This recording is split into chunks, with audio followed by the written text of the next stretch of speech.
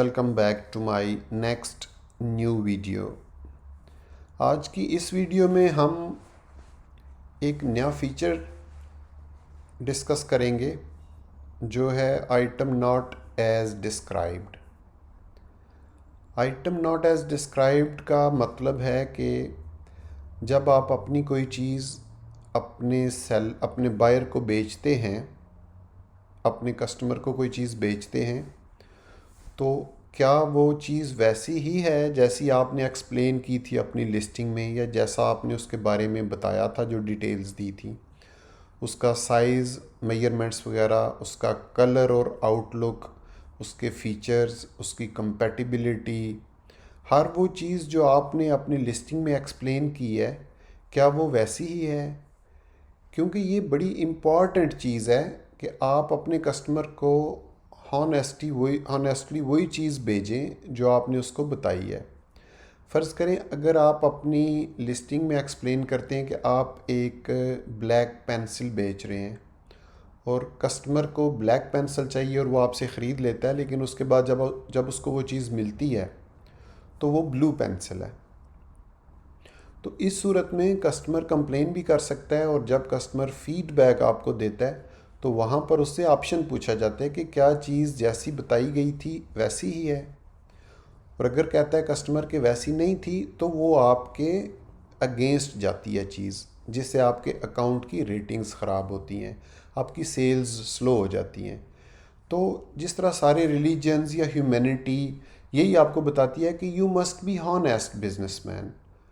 तो अगर आप हॉनेस्ट बिजनेसमैन होंगे तो आपका बिज़नेस भी आगे जाएगा और आपकी सेल्स और प्रॉफिट भी बढ़ते जाएंगे दिन ब दिन। लेकिन अगर आप अपनी चीज़ों को उतना केयरफुल नहीं रहेंगे उनके बारे में, आप अपनी चीज़ की राइट इन्फॉर्मेशन नहीं देंगे अपने कस्टमर को, तो वो कंप्लेन करेगा और आपका बिज़नेस डाउन होता जाएगा। तो यहाँ पर मैंने कुछ पॉइंट्स लिखे हैं इस चीज़ के रिलेटेड कि अगर आप अपनी चीज़ के बारे में ठीक ठीक इन्फॉर्मेशन अपने कस्टमर को प्रोवाइड नहीं करते हैं, जब आपने लिस्टिंग की वहाँ पे आपने डिस्क्रिप्शन लिखी, तो क्या डिस्क्रिप्शन में या जो आपने पिक्चर्स फ़ोटोज़ अपलोड की हैं उस प्रोडक्ट की, क्या वो वही चीज़ है जो आप अपने कस्टमर को बेच रहे हैं? तो इस चीज़ में हमें बहुत ज़्यादा केयरफुल रहने की ज़रूरत है। अब इसमें पॉइंट नंबर 1 है रैंकिंग लॉस। रैंकिंग लॉस का मतलब है कि अगर आपकी वो आइटम पहले पेज पे आ रही है और आप कस्टमर को रॉन्ग आइटम्स भेज रहे हैं, या उसका कलर या उसका साइज़ या उसकी कंपैटिबिलिटी नहीं उस चीज़ से मैच करती जो आपने बताई हुई है अपनी डिस्क्रिप्शन में, और कस्टमर्स आपको continuously item not as describe का फीडबैक देना शुरू कर देते हैं, तो उस सूरत में आपका पहला लॉस ये होगा कि आपकी लिस्टिंग नीचे जाना शुरू हो जाएगी रैंकिंग में। अगर फर्स्ट पेज पे है तो वो सेकंड पेज पे चली जाएगी, वहाँ से थर्ड पेज पे चली जाएगी। और इसका नुकसान ये है कि अगर आपकी लिस्टिंग नीचे चली जाएगी तो बेशक आप फ्री भी ऑफ़र करें, कोई कस्टमर नहीं आपसे ख़रीदेगा और आपकी सेल अल्टीमेटली ज़ीरो हो जाएगी और आपका प्रॉफिट नहीं आएगा अगर सेल ज़ीरो होगी, और आपको लॉस हो जाएगा। तो कहने का मकसद ये है कि आपको अपनी चीज़ की ठीक ठीक इन्फॉर्मेशन प्रोवाइड करनी है अपने बायर को।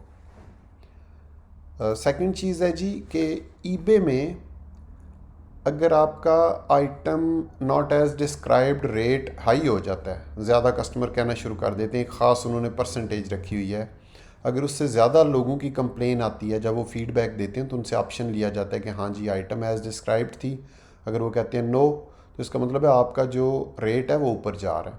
तो एक सर्टन लेवल से ऊपर जाके तो ईबे आपको नॉर्मल फ़ीस के साथ साथ 20% एक्स्ट्रा फ़ीस चार्ज करना शुरू कर देता है उस कैटेगरी में। मतलब ना सिर्फ उस आइटम पे, बल्कि उस कैटेगरी में जितनी भी आइटम आपने लिस्ट की हैं उस कैटेगरी में आपकी जो फ़ीस होगी वो नॉर्मल फ़ीस में +20% ऐड हो जाएगी। तो ये भी आपका एक लॉस है कि ज़ाहिर है आपने तो अपनी कैलकुलेशन की हुई है, मे बी आपका 20% प्रॉफिट भी ना हो, लेकिन जब 20% वो फ़ीस आपसे एक्स्ट्रा चार्ज करेंगे तो उल्टा वो आपका लॉस में जाना शुरू हो जाएगा। और अगर आप उस चीज़ को लुक आफ्टर नहीं करते हैं, item not as described rate को आपका कैसा है और आपको उसमें एक्स्ट्रा चार्जेस पड़ रहे हैं, तो आप अपनी नॉर्मल कैलकुलेशन कर रहे होते हैं, लेकिन फ़ीस ऐड होके तो आपकी लास्ट में जा रही है, और एंड ऑफ द डे जब आप चेक करते हैं तो आप कहते हैं कि मेरी सेल तो इतनी हुई थी लेकिन प्रॉफिट मुझे होने की बजाय उल्टा लॉस हो गया। तो ये चीज़ें ज़हन में रखने की ज़रूरत है, जिसकी वजह से पॉइंट 3 है ओवरऑल सेल ड्रॉप्स। कि ज़ाहिर है एक अकाउंट पे अगर आपका एक कैटेगरी में नीचे जा रहा है, सेल्स नीचे जा रही हैं, तो वो बाकी कैटेगरीज़ पर भी अफेक्ट करती हैं। कि अब मैं इसकी एग्जांपल आपको ऐसे दूंगा कि एक आदमी है, वो बिल्कुल फिट फाट है, वो ठीक ठाक चलता है, लेकिन अगर उसको हल्का सा किसी जिस्म के हिस्से में दर्द हो जाएगा, फॉर एग्जांपल उसकी किसी टांग में दर्द हो जाएगा या बाजू में, तो उसके बाकी जिस्म की भी परफॉर्मेंस वो नहीं रहेगी जो पहले वाली थी। ज़ुकाम भी बंदे को हो जाए तो उसकी वो परफॉर्मेंस नहीं रहती जो पहले थी उसकी परफॉर्मेंस बंदे की। यानी कि एक बॉडी पार्ट जो है वो अफेक्ट हुआ है तो उसकी वजह से सारी बॉडी आहिस्ता आहिस्ता अफेक्ट हो जाती है। तो इसमें भी यही है कि अगर आपकी एक प्रोडक्ट मतलब गलत होती है तो उसके लिए पूरी कैटेगरी आपकी उस लिस्ट में चली जाती है लॉस वाली में, और अगर आपकी एक कैटेगरी लॉस में जाती है तो उसकी वजह से पूरे का पूरे अकाउंट की परफॉर्मेंस नीचे जाती है, और अल्टीमेटली ईबे आपकी लिस्टिंग को ड्रॉप कर देता है, नीचे ले जाता है। तो आपको एक एक चीज़ का ख्याल रखना चाहिए। नेक्स्ट चीज़ ये है कि नेगेटिव फीडबैक भी आपको मिलता है उसमें, कि अगर आपने एक चीज़ कस्टमर को भेजी है और उसकी क्वालिटी अच्छी नहीं है, उसकी डायमेंशंस ठीक नहीं है, कलर सही नहीं है, कोई भी चीज़, तो कस्टमर उस पर आपको नेगेटिव फीडबैक भी दे सकता है मोस्ट प्रोबेबली। और नेगेटिव फीडबैक जो है वो आपका एटलीस्ट फॉर 1 ईयर आपके अकाउंट पे रहता है, और नेगेटिव फीडबैक की वजह से आपकी वो जो एक चीज़ थी उसने 1 साल तक आपको तंग करना है, आपके अकाउंट की रेटिंग को नीचे लेके जाना है।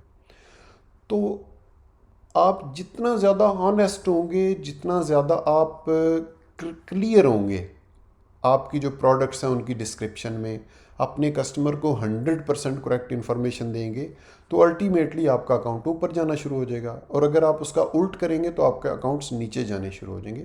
तो ये बिज़नेस की बुनियादी चीज़ें जो आपको समझने की ज़रूरत है। नेक्स्ट चीज़ है जी, अपडेट योर लिस्टिंग रेगुलरली। कि अगर आपको कोई नया स्टॉक रिसीव हो गया है और उसमें आपने ऑलरेडी जो लिस्टिंग की हुई थी आइटम अपनी उससे स्लाइटली डिफरेंट है, उसका कलर या उसकी कोई कंपेटिबिलिटी या कोई भी चीज़, तो आप फ़ौरन जाके अपनी लिस्टिंग में एडिट के ऑप्शन में रिवाइज़ योर लिस्टिंग में जाके तो उसमें अपनी उन चीज़ों को अपडेट कर दें, ताकि जो नेक्स्ट कस्टमर आपका आएगा लेने उसको पता हो कि अब मुझे ये चीज़ मिलेगी। उसके बाद नेक्स्ट चीज़ है जी, make sure correct item listed. अब सम टाइम क्योंकि ये बड़ा केयरफुल होके करने वाला काम है, तो अगर आप चीज़ आपके पास ठीक पड़ी हुई है, अच्छी चीज़ है, कस्टमर को भी आप वही भेज रहे हैं, जब आप लिस्टिंग कर रहे हैं तो उस वक्त आपने थोड़ा सा केयरलेस हो गए हैं और आपने कोई वहाँ पे रॉन्ग आइटम लिस्ट कर दिया है या रॉन्ग SKU डाल दिया है, या कोई और ऐसी आपने उसमें कॉपी पेस्ट करके इन्फॉर्मेशन डाल दी है जो उस चीज़ से रिलेटेड नहीं है, और आप उसके गो थ्रू नहीं हुए और उसमें कोई ऐसा ऑप्शन लिखा हुआ है जो नहीं है आपकी आइटम में। या फॉर एग्ज़ाम्पल आपने जो कॉपी पेस्ट की है लिस्टिंग किसी की, तो उसमें उसने 2 पैक लिखा हुआ है, जबकि आप कस्टमर को वन आइटम भेज रहे हैं, 2 पैक नहीं है। तो उस सूरत में भी ज़ाहिर है आपका वो स्किप हो गया माइंड से, तो कस्टमर उस चीज़ पे भी कंप्लेन कर सकता है। तो आप अपनी चीज़ के बारे में कोशिश करें, सबसे पहले मैक्सिमम नॉलेज हासिल करें कि ये क्या चीज़ है, ये किस पर्पज़ के लिए यूज़ होती है, ये किन किन मॉडल्स के साथ कंपैटिबल है, या क्या क्या काम कर सकती है ये आइटम। तो जब आपके पास पूरी रिसर्च हो अपनी आइटम की, तो उसके बाद उसको लिस्ट करें और उसकी ठीक ठाक इन्फॉर्मेशन अपने कस्टमर को दें। कंपैटिबिलिटी पे आप रिसर्च करें। कंपैटिबिलिटी का मतलब होता है कि सम टाइम कोई आप ऐसी चीज़ बेच रहे हैं जो इलेक्ट्रॉनिक है या इलेक्ट्रिकल है, और वो एक से ज़्यादा मॉडल्स के साथ कंपैटिबल होती है, चल सकती है। फॉर एग्ज़ाम्पल एक लैपटॉप का चार्जर है तो वो 7, 8, 10, 15 मॉडल्स के साथ वो चार्जर चल सकता है। तो अगर आपकी उस प्रोडक्ट पे रिसर्च अच्छी होगी, आप लिस्टिंग करने से पहले उसको टाइम देते हैं, उसके बारे में गूगल से, यूट्यूब से, बाकी जो प्लेटफॉर्म्स हैं उन पे देख के उस प्रोडक्ट को, तो उसके बारे में ज़्यादा से ज़्यादा इन्फॉर्मेशन हासिल कर लेते हैं, तो ये चीज़ बड़ी ज़बरदस्त है कि आपको पता चलेगा कि इससे आपकी सेल काफ़ी बढ़ जाती है। क्योंकि कुछ लोग हैं तो वो बजाय चार्जर लिखने के, फॉर एग्जांपल लैपटॉप चार्जर है तो वो मॉडल अपना लिखे कि इस मॉडल का चार्जर चाहिए। तो अगर आपने अपनी लिस्टिंग में या अपनी डिस्क्रिप्शन में वो मॉडल ऐड किया हुआ है तो उससे वो आपकी लिस्टिंग उसके सामने आ जाएगी। तो जितनी ज़्यादा आप कंपैटिबिलिटी पे काम करेंगे उससे भी आपकी जो प्रोडक्ट है उसकी सेल बढ़ सकती है। लेकिन अगर आपकी जो कंपैटिबिलिटी की लिस्ट है उसमें अगर आपने कोई रॉन्ग कंपैटिबिलिटी डाल दी है, फॉर एग्जांपल आपने वो उस मॉडल के साथ नहीं है आपकी चीज़ कंपैटिबल और आपने वो लिस्ट में डाल दिया और वो कस्टमर बाई कर लेता है, तो वो ज़ाहिर है आपकी प्रोडक्ट भी ज़ाया होगी, आपकी वो शिपिंग भी ज़ाया होगी। फिर रिटर्न आप लेंगे तो उस पर भी शिपिंग आपको चार्ज होगी। उसके बाद आपको वो आइटम नॉट एज डिस्क्राइब्ड वाला भी वो नेगेटिव फीडबैक मिल जाएगा। तो बी वेरी केयरफुल और अपनी कोई भी प्रोडक्ट है उस पर रिसर्च करें पहले उसको लिस्ट करने से। उसके बाद नेक्स्ट है जी ask for removal if customer fault. कि अब सम टाइम ये होता है कि आप ठीक होते हैं, आप अगर आप देखेंगे ही नहीं कि मुझे जो आइटम नॉट एज डिस्क्राइब्ड है वो किस बंदे ने दिया है, किस प्रोडक्ट के लिए दिया है और क्यों दिया है, वो भी जाके आप चेक करें। मे बी आप ठीक हो, मे बी कस्टमर ने, फॉर एग्जांपल आप कहते हैं जी कि मेरी ये जो प्रोडक्ट है ये सिर्फ सैमसंग के मॉडल S8 के साथ चलती है, आप अपनी डिस्क्रिप्शन में क्लियरली ये चीज़ मेंशन करते हैं, जबकि कस्टमर ये एज्यूम करता है कि ये S9 के साथ भी चलती होगी क्योंकि एक जैसे हैं और वो बाई कर लेता है।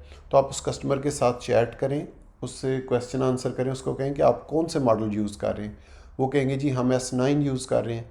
तो आप उसको कह सकते हैं मैसेज में ही कि मैंने क्लियरली मेंशन किया हुआ अपनी लिस्टिंग में कि ये S8 के लिए है और आपने S9 के लिए बाई किया, तो इट्स नॉट माई फॉल्ट। उस सूरत में आप ईबे के साथ कांटेक्ट करके चैट करके तो आप उनको बता सकते हैं कि ये मेरा कम्युनिकेशन हुई है मेरे बायर के साथ और उसने ये शो कन्फर्म किया है कि उसने S9 के लिए ये चीज़ बाई की थी, जबकि मैंने अपनी डिस्क्रिप्शन में क्लियरली लिखा हुआ है कि ये इस मॉडल के लिए चीज़ है। तो मैं राइट पे हूँ और कस्टमर ने मुझे गलत तरीके से, मतलब रॉन्ग दिया है मुझे उसका आइटम नॉट एज डिस्क्राइब्ड का जो फीडबैक है। तो उस सूरत में ईबे आपको हेल्प करता है और वो रिमूव कर देता है उस चीज़ को। तो ये जो रिमूवल है ये भी बड़ा ज़रूरी है कि अगर कोई दे ही देता है कस्टमर आपको तो उस पर आप रिसर्च करें कि आपसे कहाँ पे गलती हुई है। अगर आपका फॉल्ट है तो आप उसको फ़ौरन अपनी लिस्टिंग में जाके तो करेक्ट कर दें ताकि फ्यूचर में आपको कस्टमर इस तरह का ना दे। और अगर आप समझते हैं कि वो बायर का फॉल्ट है तो फिर आप ईबे को कांटेक्ट करके तो उसको रिमूव करवाएं ताकि आपके अकाउंट पे अफेक्ट ना हो उसका। उसके बाद है जी